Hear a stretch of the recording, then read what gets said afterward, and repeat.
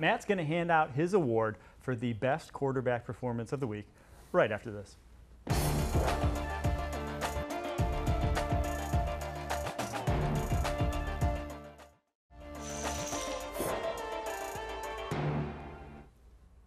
All right, we had a few rougher performances that we discussed in the first hour, but there were some electric quarterback performances around the NFL.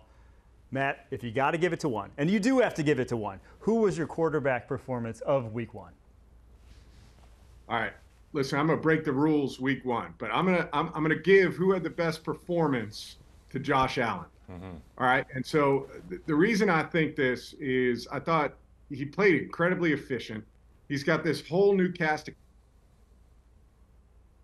characters around him. I thought he threw the ball well, but he won the game with his legs, and I think there's a chance that in the first half of this season, as they continue to find their way, that's what it's going to look like, right? It's going to be kind of that Carolina team that I played against in Atlanta for so long. That was Cam Newton, right? Where it was going to be 220 yards passing, 230 yards passing, plus another 60 or 70 on the ground.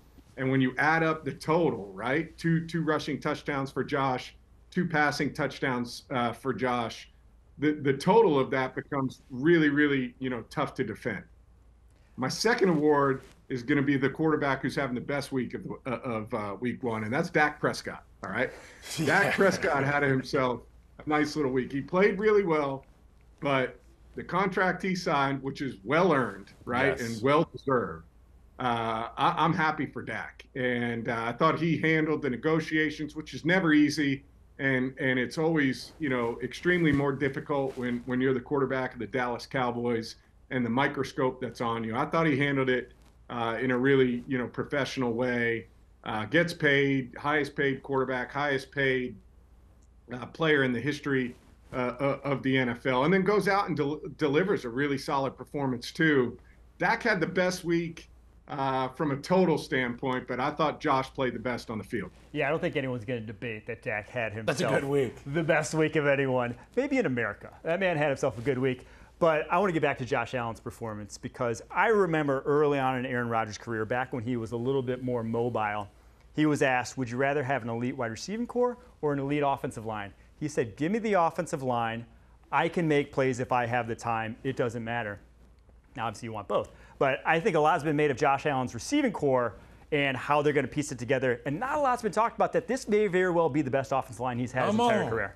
So if I'm going to put the question to you, what would you have rather had in your career? Would you have rather had that elite offensive line in front of you or an elite wide receiving core to throw to?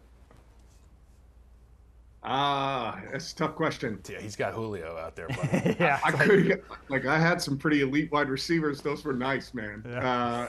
And I couldn't move as well as both of those guys, right? That's, I that's didn't also scramble as well as both of those guys. Which, obviously I'd choose both, but to me, it has to be, the wide receiver because I just think it changes how teams play you, right? And so I think when you've got one of those elite guys on the outside, like a Julio Jones or a Roddy White that I played with, you start to get kind of more of these shell coverages, which ends up, helping the offensive line, right? You've got less guys in the box. You've got more opportunities for double teams. You get all of those things. Like, I don't even care if you're the best offensive lineman on the planet. If you're one-on-one the entire night, it's going to be tough, right? It's going to be really, really difficult to do. I love both spots, but if I had to answer that question, I think I'd choose maybe Julio. Yeah, you know what? And to your point, you get to see a lot of opportunities in offensive linemen with nickel runs. You get to spread this thing out, and then it's like, let's find out if you can stand up to our 5-0 linemen. You know what I'm saying? Like, we're obviously going to spread you out. I remember doing that early in my career with Mark Dressman. It was to spread these guys out. We had Alshon and Brandon Marshall, Martellus Bennett. We have a lot of threats on the outside, but we're actually going to beat you in the middle of the field, and that's the offensive line. So to your point, Matt, I think that's brilliant. And to your point about the Buffalo Bills offensive line, I love it. They're in lockstep with their quarterback. He's an extension of that offensive line. He's an ass kicker. And when he pulls that thing down and runs it in the low red area, it is inspirational for the offense. And it's such a backbreaker for the defense, Matt.